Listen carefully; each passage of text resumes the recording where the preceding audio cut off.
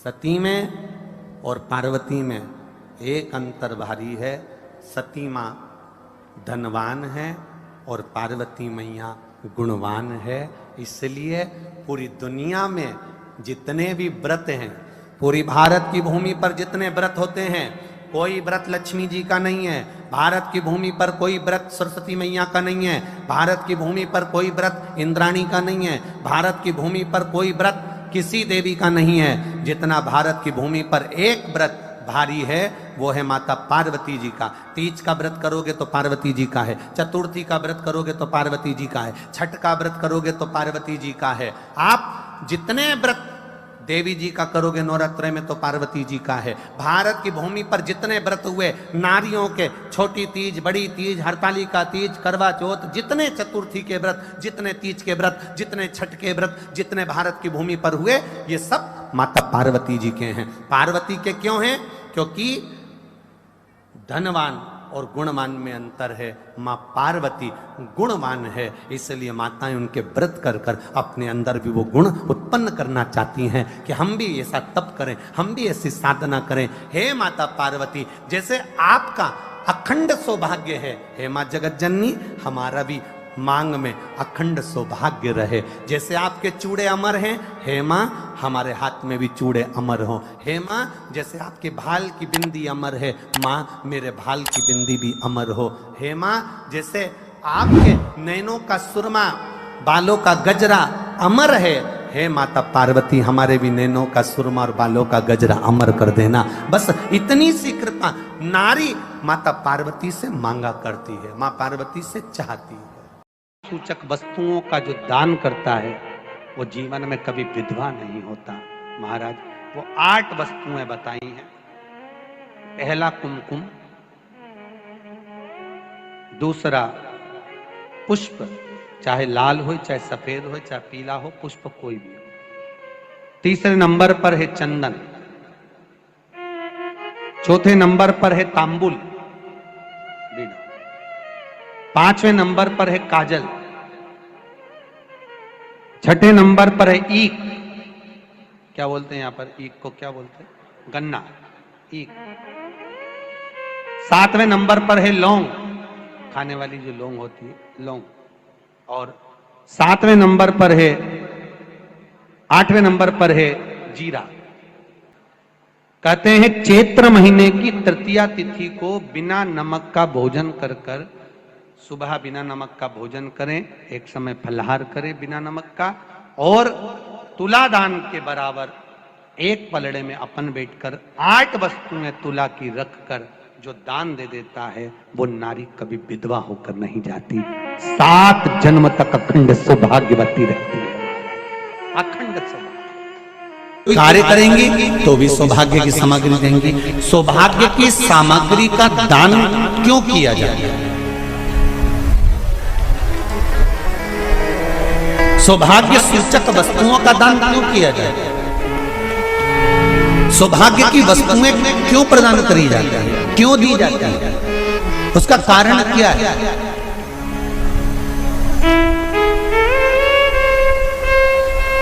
क्यों देते हैं? महाराज भारत की भूमि की सौभाग्यवती माताओं का एक मन की अभिलाषा रहती है।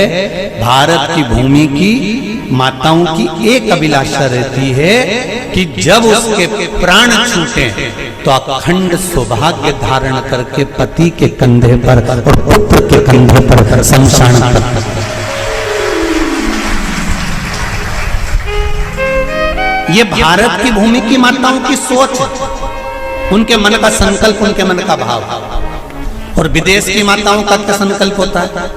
महाराज भारत का एक संत विदेश गया और भारत के संत जब विदेश गए तो वहां पर एक मां, एक स्त्री पति की कब्र के पास में बैठकर पंखा कर रही थी।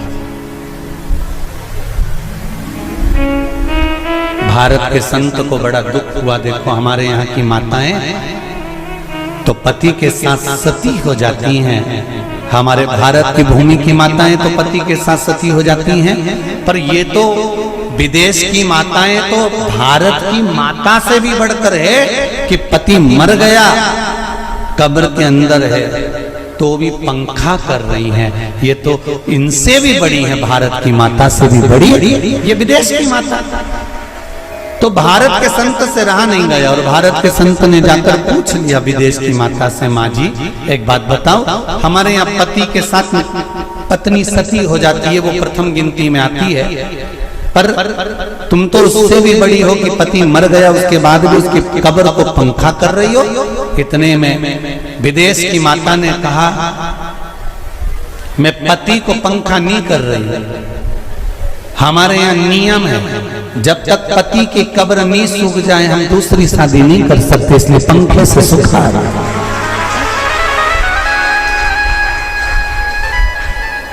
इसलिए पंखे से सुखा रही है।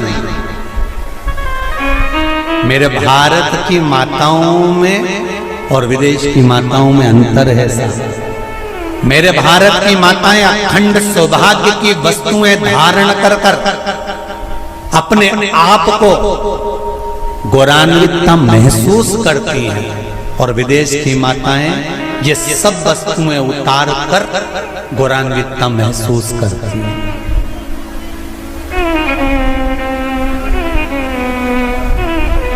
क्यों देते हैं चूड़ी का दान, क्यों देते हैं बिंदी का दान, क्यों देते हैं अखंड सौभाग्य का दान? किस महाराज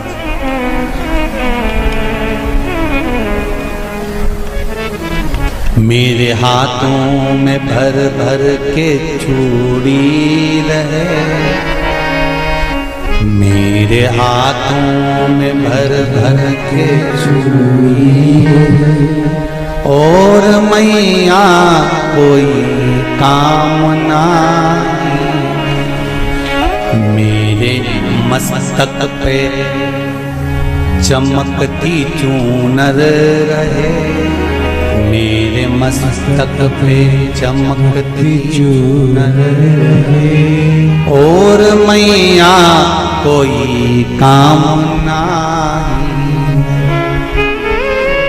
मेरी मांगों में भर भर के सिंदूर रहे, मेरी मांगों में भर भर के सिंदूर रहे, और मैया कोई कामना नहीं, मेरे पाँव में बिछुड़ी का जोड़ा रहे।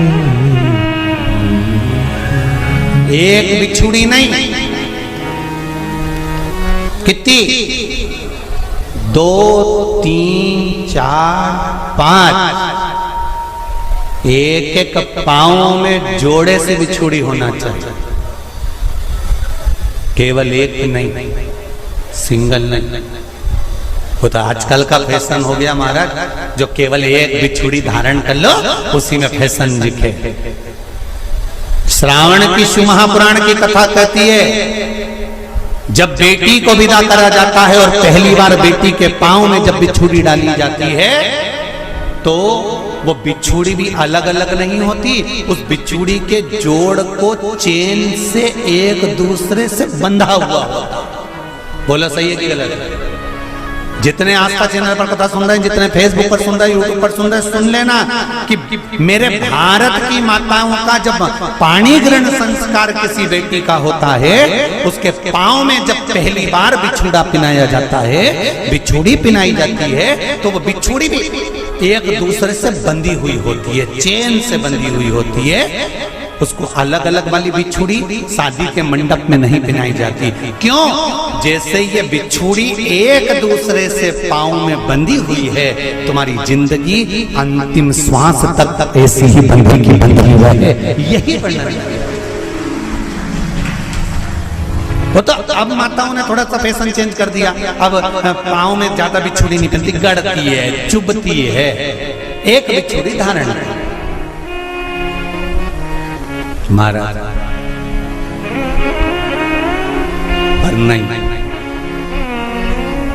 बिछुड़ी भी दो हो, जोड़े से हमारी माताएं, भारत की भूमि की जो माताएं हैं, ये चूड़ी भी हाथ में पहनती है तो जोड़े से पहनती है। बोलो जैसा सही है कि गलत है?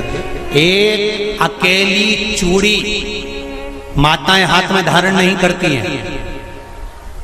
अगर भारत की भूमि की संस्कारित माताएं हैं और भारत की भूमि की सभ्यता और संस्कृति को जानती है तो अकेली चूड़ी नहीं, जोड़े की चूड़ी पहनेगी। 2 चूड़ा डालेगी, 4 डालेगी, 12 डालेगी, पर सिंगल नहीं, अकेले। और सरल भाषा में समझ लो, हमारे यहां ठेले पर लेने जाओ तो जो केले अपन खाते हैं वो भी सिंगल नहीं देते, उसको भी जोड़े से दिया जाता है। 2 दूं की, 12 दूं की, आधी दर्जन दूं की 1 दर्जन। अब अंदाजा लगाइए, हमारे यहां देने का भी एक भाव है। श्रावण के महीने की शिव महापुराण की कथा, जिसका नाम है श्रावण शिव महापुराण की कथा, ये कहती है कि पार्वती जी ने और गंगा जी ने ये चतुर्मास में जितना सौभाग्य का दान दिया है, उनके बराबर दुनिया का कोई व्यक्ति इतना सौभाग्य का दान नहीं दे सकता जो माता गंगा और पार्वती दोनों दान दे रहे हैं।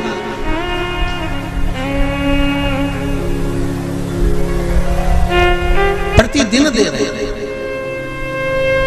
और अब तो फैशन आ गया, तुम लोगों जो सौभाग्य का दान देते हो प्लास्टिक की डलिया में देते हो, पर एक एक पुराण को उठा कर देख लेना, एक एक उद्यापन को उठा कर देख लेना। जितनी तुम कथा तुम्हारे घर में छोटी छोटी कथाओं की पोथियां पड़ी हो, उनको उठा कर देख लेना। उसमें नहीं लिखा कि प्लास्टिक की डलिया में सौभाग्य की वस्तु का दान दिया जाता है। उसमें लिखा है बांस की पिटारी में, बांस की डलिया में सौभाग्य की वस्तुओं का दान दिया गया। क्यों? क्योंकि बांस वंश की वृद्धि करता है, बांस सौभाग्य की वृद्धि करता है, और बांस अखंड सौभाग्य। जैसे बांस का पौधा बढ़ते चले जाता है, बढ़ते चले जाता है, उसी तरह बांस की डलिया में जब दान दिया जाता है, बांस की टोकनी में जब दान दिया जाता है, तो ये भाव रखा जाता है कि तुम्हारा सौभाग्य ऐसे ही बढ़ता रहे। पर अब थोड़ा सा फैशन चेंज हो गया, तो प्लास्टिक की डलिया, पर प्लास्टिक की नहीं,